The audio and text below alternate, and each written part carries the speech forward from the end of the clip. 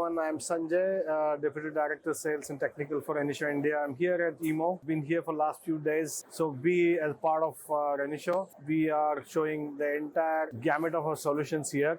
We are in Hall 5. It's been a great show so far. We have been having a lot of great conversations, some very good visitors from India. And as well as my European colleagues also tells me that they have been having very good engagement. So we are demonstrating all our solutions, whether it is industrial metrology, position measurement, or additive manufacturing. So all the solutions are here. We are also focusing on our new product launch, the industrial automation product for robotics industry, as well as we have a new Equator in the family called Equator X, which is a dual method. There's a lot of attention to that product in this show. And then we have our encoder solutions, calibration solutions. It's a big stand, and we are able to talk to all our customers across the sectors, whether it is automotive, EV, aerospace, semiconductor, electronics manufacturing, high precision manufacturing. So we are able to address and meet all types of customers.